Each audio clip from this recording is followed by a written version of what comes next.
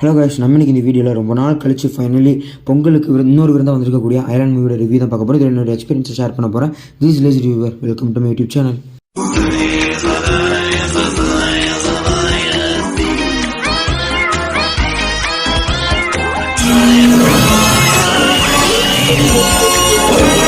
எனக்கு அயலான் மூவியில் எதெல்லாம் ஒர்க் ஆச்சு, எதெல்லாம் ஒர்க் ஆகலை அப்படிங்கிறத டீட்டெயிலாக சொல்ல போகிறேன். இது என்னோட பெர்ஸ்பெக்டிவ் தான்.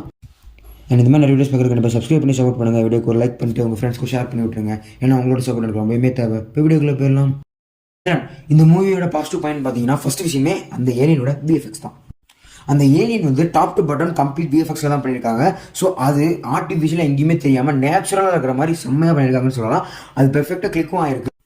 அண்ட் இந்த விஎஃப்எக்ஸ் சைடில் போகும்போது ஏகப்பட்ட படங்கள் இந்தியன் சினிமாவில் அடி வாங்கிச்சு. அண்ட் இந்தியன் சினிமா அதில் பெரிதளவு நம்பிக்கை வச்சிருக்கிறது அந்த மாதிரி மூவிஸ் தான். பிகாஸ் நம்ம அதிபுருஷாக இருக்கட்டும் அண்ட் தமிழில் வந்து கேப்டனாக இருக்கட்டும், இந்த கேப்டன் 2 மூவி எந்த அளவுக்கு விஎஃப்எக்ஸில் அடி வாங்கி அதனாலே ஃப்ளாப் ஆச்சுங்கிறது உங்களுக்கே தெரிஞ்சிருக்கும். ஸோ அந்த நிலைமை வந்துடக்கூடாதுன்னு சொல்லி 8 வருஷம் இந்த படத்துக்காக கடினமாக உழைச்சி வரவே வராதுன்னு நினச்சிட்டு இருந்த படத்தை ப்ரொடியூசர், ஹீரோ, டைரக்டர்னு எல்லாருமே உழைச்சி கஷ்டப்பட்டு இந்த படத்தை கொண்டு வந்து கொடுத்துருக்காங்க. அது வரைக்குமே அதுக்கு ஒரு மிகப்பெரிய பாராட்டுகள். அண்ட் ஏலியன் சைடை காட்டும் போதும், அந்த ஏலியனோட பவர்ஸை காட்டும் போது, ஏலியன் ஏர்ஷிப் அண்ட் அந்த ஏலியனுக்கு ஒரு வேர்ல்டை காட்டுவாங்க. அது எல்லாமே விஎஃப்எக்ஸ் சூப்பர் பண்ணியிருந்தாங்க. பட் நம்ம பூமியில் காட்டும்போது, எர்த் சைடில் காட்டும்போது சில ஆக்ஷன் சீக்வன்ஸ் இருக்கும், சில ஆக்ஷன் சீக்வன்ஸ்லாம் இருக்கும். அண்ட் முக்கியமாக அந்த ஃபர்ஸ்ட் சீக்வன்ஸில் பார்த்தீங்கன்னா, அந்த நிறைய இடத்துல அந்த மலேசியாவில் இருக்கக்கூடிய இடமே மொத்தமாக டெஸ்ட்ராய் ஆகி 100 பேருக்கு மேலே இறக்குற மாதிரிலாம் காட்டுவாங்க. அந்த இடத்துல விஎஃப்எக்ஸ் சத்தியமாக பெருசு தட்டும். அண்ட் கிளைமேக்ஸ் சீக்வன்ஸை பார்க்கும்போது ஒரு பைக் சேஸ் சீக்வன்ஸ் இருக்கும். அங்கேயுமே அந்த லாரி ஆக்சிடென்ட் ஆகும்போது அதுலேயுமே அந்த விஎஃப்எக்ஸ் பெருசு தட்டுறது உங்க கண்ணுக்கு நல்லாவே தெரியும். அண்ட் அதை தாண்டி கிளைமேக்ஸில் வரக்கூடிய ஒரு மிகப்பெரிய ஃபைட் இருக்கும். அந்த நெருப்பெல்லாம் பற்றி எரியுது, அதெல்லாமே விஎஃப்எக்ஸ் இருக்கும். பட் அதெல்லாம் தாண்டி இந்த மாதிரி சின்ன குறைகள் தான் இருக்கும். மற்ற மாதிரி எல்லாமே இது உன்னிப்பாக கவனிச்சிங்கன்னா தான் உங்களுக்கு தெரியுற மாதிரி இருக்கும். மேல்படியாக பார்க்கும்போது உண்மையிலே சூப்பராக பண்ணியிருக்காங்க. அண்ட் அதை தாண்டி பார்க்கும்போது படத்தோட மிகப்பெரிய ப்ளஸ்ஸே ஃபர்ஸ்ட் ஹாஃப்ல நடக்கக்கூடிய சில விஷயங்கள் தான். அண்ட் ஃபர்ஸ்ட் ஹாஃப்ல ஃபர்ஸ்ட் ஒரு 20 நிமிஷம் ஒரு மாதிரி டல்லாக தான் போகும், நம்ம ஹீரோ கிராமத்தில் இருக்கிற வரைக்கும். அண்ட் அதை தாண்டி ஒரு சென்னைக்கு வந்ததுக்கப்புறம் அதை பெட்டராக டெவலப் பண்ணி சூப்பராகவே சொல்லியிருந்திருப்பாங்க. ஒரு கேரக்டர் எல்லாமே ஃபர்ஸ்ட் 20 நிமிஷத்தில் சொல்லிட்டு அதுக்கப்புறம் வரக்கூடிய அந்த ஃபன் சீக்வன்ஸ், முக்கியமாக அந்த நோய்பாபு சொல்கிற டைலாக் சீக்வன்ஸ்லாம் உண்மையிலே நல்லா இருக்கும். அந்த கருணாகரன் வந்து ஒரு விளக்கு பின்னாடி சாஞ்சு நிற்பார். அதுக்கு வந்து விளக்கு நினைக்க அந்த காம்பினேஷன் சரியில்லை அப்படிங்கிற மாதிரிலாம் சொல்லிட்டு போகிறார். அதெல்லாம் தேட்டரில் கேட்கும்போது உண்மையாக அந்த காமெடியெலாம் ஒர்க் அவுட் ஆச்சு. அண்ட் ஒரு நாளுக்கு அப்புறம் நம்ம யோகி பாபு சொல்கிற காமெடிக்கு நிறைய பேர் சிரிக்கிறதையும் பார்க்க முடிஞ்சுது. அண்ட் எனக்கு மட்டுமானு தெரியல, நிறைய பேருக்கு இது தோணுச்சு. நம்ம மாவீரன் மூவி இருக்குல்ல, சிவகார்த்திகேயனோட, அந்த மாவீரன் மூவியோட சாயல் அப்படியே அந்த படத்தில் தெரிஞ்சது.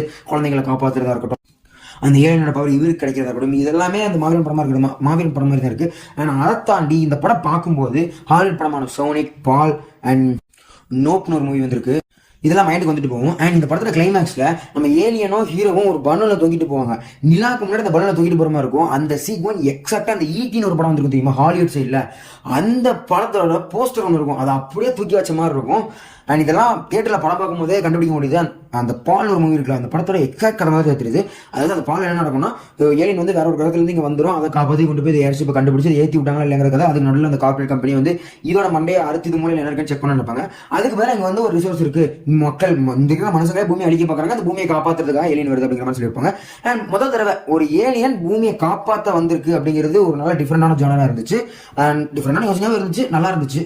அண்ட் ஒரு 10 வருஷம், மேபி மினிமம் ஒரு 10 வருஷமா நம்ம எந்த ஒரு ஏலியன் படமும் பார்க்கலாம்னு நினைக்கிறேன். தமிழ்லையும் சரி ஹாலிவுட்லேயுமே சரி. ஹாலிவுட் பிரேன் ஒரு படம் வந்துச்சு. பட் அது பிரெடேட்டர் சைடு இல்லையா, ஸோ அது ஏலியன் என்னால் சொல்ல முடியல. பட் மற்றபடி உண்மை ஏலியன் அப்படிங்கிற ஒரு மூவியாக பெருசாக அந்த படமும் வரல. ரொம்ப நாள் கழிச்சு இந்தியாலுமே சரி ஹாலிவுட்லையுமே சரி வந்திருக்கு அப்படின்னு சொல்லலாம். அதனால பாசிட்டிவ் பாயிண்ட்ஸ் பார்த்தீங்கன்னா, நம்ம சில காமெடிஸ் ஒர்க் ஆச்சு, ஏலியனோட விஎஃப்எக்ஸ் நல்லா இருந்துச்சு, ஃபர்ஸ்ட் ஆஃப் நடக்கக்கூடிய அந்த ஸ்டோரி லைன் ரொம்பவே சூப்பராக இருந்துச்சு. அண்ட் சில ட்விஸ்ட்டுமே நல்லாவே ஒர்க் ஆகிருந்துச்சு. பாசிட்டிவ் சைட் இவ்வளோதான். நெகட்டிவ் சைடு வரும்போது நான் ஃபர்ஸ்ட் விஷயம் ஏஆர் ரஹ்மான் சார் தான். வேற யாரு? ஏஆர் ரஹ்மான் சார் வந்து என்னன்னு தெரியல, ஒருவேளை இது வந்து 8 வருஷத்துக்கு முன்னாடி ஒரு படம், அப்போ வந்து இந்த பாட்டு இருந்திருந்தா கூட நல்லா இருந்திருக்குமா என்னமோ தெரியல. இப்போ இதெல்லாம் பார்க்கும்போது கொஞ்சம் அப்டேட் பண்ணி கொடுத்துருக்கலாம். பாட்டு மட்டும் நல்லா இருந்தாலும் பரவாயில்லைங்க. பிஜிஎம்மே தான் இருக்கு. நம்ம அந்த வில்லி கேரக்டர் ஒன்று அது வரும்போது கூட்டமாக நின்று கோயில் ஒரு குளவு சுத்தம் போடுவாங்க, அது போட்டிருக்காரு. அண்ட் நிறைய அந்த பிஜிஎம் இருக்கும். பிஜிஎம்மோ உன்னிப்பாக கவனிக்கும் போது எந்திரனோட பிஜிஎம்லாம் தூக்கி உள்ள போட்டு என்னவோ பண்ணி வச்சிருக்காங்கிறது நல்லாவே தெரியுது.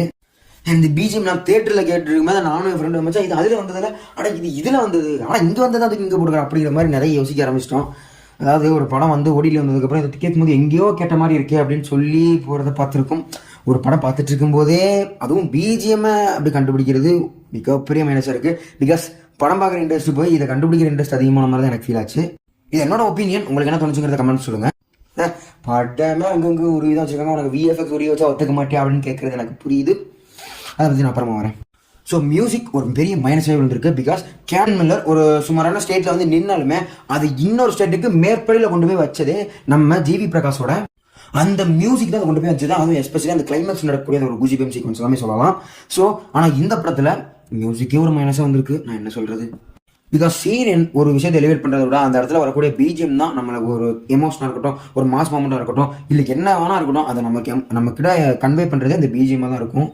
ஏன்னா அடுத்த ஒரு மைனஸ்னா வழக்கம் போல் செகண்ட் ஹாஃப் தான். இந்த ஃபர்ஸ்ட் ஹாஃப் செகண்ட் ஹாஃப்ங்கிற விஷயம் நம்ம தமிழ் சினிமா மட்டும் இல்லாமல் மொத்த இந்தி சினிமாவே பெருசாக பாதிக்குதுன்னு நினைக்கிறேன். ஏன்னா கேப்டன் மில்லர் எடுத்துட்டீங்கனாலுமே அந்த படத்தில் வந்து வரக்கூடிய ஃபர்ஸ்ட் ஹாஃபில் ஒரு 1/2 மணி நேரம் இருக்குது, அது ரைடாக லேக் ஆகும். செகண்ட் ஹாஃபில் ஒரு 1/2 hour 45 minutes இருக்குது. இது மொத்தமாக சேர்த்திங்கன்னா ஒரு ஹாஃப் கணக்கு வரும், அது அப்படியே லேக் அடிக்கிற மாதிரி இருக்கும். பட் இந்த படத்துலேயே பார்த்தீங்கன்னா ஃபர்ஸ்ட் ஹாஃப் நல்லா இருக்குது, செகண்ட் ஹாஃப் சுமார். அதே மாதிரி எல்லா படத்துலையும் இது வரைக்கும் அந்த ப்ரீவியஸ் எல்லா படத்துலையுமே அதான் நடந்துட்டு இருக்கு. எப்போ தான் மாற போதுனே தெரியல. ஸோ செகண்ட் ஹாஃபில் வரக்கூடிய அந்த ஸ்டோரி எல்லாமே அதே மாதிரி பிளான் இருக்குது. அந்த ஸ்க்ரீன் பிளே தான் கொஞ்சம் இதாக இருக்குது. நம்ம அதாவது அந்த ஏலியன் வந்து அது என்ன ஏலியனா இல்லை பர்மா பசங்களுக்கு கூட பொம்மையான்னு தெரியல, ஆளாருக்கு கூறு போட்டு அதோட பவரை பிக்க ஆரம்பிச்சிட்டாங்க.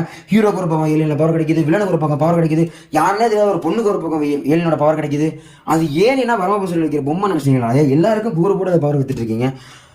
இது வந்து ஒரு மிகப்பெரிய மைனஸ். என்ன நான் ஏன் அப்படி சொல்றேன்னா, இப்போ நீங்கள் எந்த சூப்பர் ஹீரோ மூவிஸ் எடுத்துக்கோங்க, இப்போ ஸ்பைடர்மேன் எடுத்துக்கோங்க. ஸ்பைடர்மேன் படத்தில் பீட்டர் பார்க்கருக்கு மட்டும் அந்த ஸ்பைடர்மேன் வந்து அவர் ஸ்பைடர்மேன் இருக்கிறதுனால நம்ம அந்த பீட்டர் பார்க்கங்கிற கேரக்டர் விரும்புறது மூலியமா ஸ்பைடர்மேனை விரும்புவோம். இதுவே அந்த ஸ்பைடர் பவர் அவர் நினைச்சா யாருக்கெல்லாம் கொடுக்கலாம், யாரெல்லாம் தாவலாம் அப்படின்னு போனால் அந்த கேரக்டருக்கான வேல்யூவே இருக்காது. அந்த ஸ்பைடர்மேனுக்கு கொடுத்த அந்த எமோஷனல் கேரக்டராக தான், அந்த பீட்டர் பார்க்கருக்கு கொடுத்த எமோஷனல் கேரக்டராக தான் ஸ்பைடர்மேனையும் மெருகத்தி கொண்டு வந்துச்சு.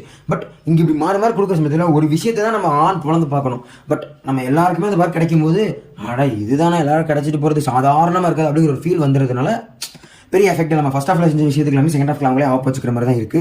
அண்ட் நிறைய ஹீரோயிசம் சீக்வன்ஸ்லாம் இருக்கு. பிகாஸ் செகண்ட் ஹாஃப் இப்போ ரீசன்லி எடுத்துருப்பாங்க போல, அந்த கிளைமேக்ஸ் டைலாக் உங்களுக்கே புரிஞ்சிருக்கும், ரீசன்லி எடுத்துருப்பாங்க போல. அதனால அதில் வந்து ஹீரோயிசமும் கொஞ்சம் தூக்கலாக இருந்துச்சு. அண்ட் நம்ம யோகி பாபு கருணாகரன் எல்லாரும் வரக்கூடிய சீக்வன்ஸ் கம்மியானதுனால காமெடி சீக்வன்ஸும் ரொம்பவே கம்மியாக போயிடுச்சு. அண்ட் அந்த படத்தில் நான் சொல்லணும்னா பாசிட்டிவ் சைட் பார்த்தீங்கன்னா நம்ம ஃபர்ஸ்ட் ஹாஃப்ல வரக்கூடிய காமெடி சீக்வன்ஸ் எல்லாமே நல்லா ஒர்க் ஆயிடுச்சு. விஎஃப்எக்ஸ் சொல்லலாம். அண்ட் நம்ம சிவகார்த்திகேயன் ஃபர்ஸ்ட் ஹாஃப்ல நல்லா பண்ணி கொடுத்துருந்தாரு. மைனஸ் சொல்லணும் செகண்ட் ஹாஃப் மொத்தமாகவே ஒரு மைனஸ் விழுந்திருக்கு. பட் அதுலேயுமே வரக்கூடிய சில காமெடி சீக்வன்ஸ் அண்ட் சில விஷயங்கள் நம்மளை எங்கேஜிங்காக கூட்டிகிட்டு போகுது. அண்ட் ஹீரோயினியுமே நான் ஒரு மைனஸாக சொல்லலாங்க. அவங்க வந்து வேண்டாம் வெறுப்புக்கு ஒரு பாட்டுக்கு ஒரு டான்ஸ் ஆடுறதுக்காக வரணுமேங்கிறதுனால டபுள் பிரிச்சிங்க போது மாதிரி தான் இருந்துச்சு. அண்ட் கொஞ்சம் வெளில நம்ம நினச்சிங்க காட்ட ட்ரை பண்ணியிருக்காங்க. பட் அது ஒர்க் அவுட் ஆகலான்னு நான் நினைக்கிறேன். எனக்கு அது ஒர்க் அவுட் ஆகலை. உங்களுக்கு அப்படிங்கிறது கமெண்ட் சொல்லுங்கள். நான் ஓவரால் அந்த படத்தை கேட்டிங்கன்னா ஒரு ஒன் டைம் வாட்சபிள் மூவிஸ் தான். ஏன்னா அப்படி சொல்லணும்னு கேட்டிங்கன்னா கேப்டன் மில்லர் நான் ரிவ்யூ ஓடும்போது அது நீங்கள் 2-3 தடவை கூட பார்க்கலாம்னு சொல்லியிருந்தேன். 2வது தடவை நான் ஃப்ரெண்டு கூட போனேன். ஃபர்ஸ்ட் ஆஃப் நீ ரொம்பவுமே சோதிச்சிருச்சு. ஸோ இப்போ பொங்கலுக்கு வந்திருக்கக்கூடிய நான் பார்த்த 2 படமே ஒரு தடவை நீங்கள் தேட்டரில் பார்க்கலாம். And Pongal winner maybe Captain மில்லராக இருக்கும்னு எனக்கு தோணுது. ஃபேமிலி ஆடியன்ஸ் கொஞ்சம் அதிகமாக வர ஆரம்பிச்சாங்கன்னா அயனாகவும் இருக்கலாம். உங்களோட தாட்சி கண்டிப்பாக கமெண்ட் சொல்லுங்கள். இப்போ பார்த்த இந்த வீடியோவில் என்னோட பெர்ஸ்பெக்டிவ் தான். உங்கள் படம் பார்த்த உங்களுக்கு டிஃப்ரெண்ட் பெர்ஸ்பெக்டிவ் இருக்கலாம். அது என்னென்னங்கிறத கமெண்ட் சொல்லிட்டு போங்க, நானும் தெரிஞ்சுக்கிறேன். அண்ட் படம் பார்க்காதீங்க, ஒரு நல்ல தேட்டரில் கண்டிப்பாக போய் பாருங்கள். இதே மாதிரி இன்ட்ரெஸ்டிங்கான வீடியோ சந்திக்கிறேன். This lace tata.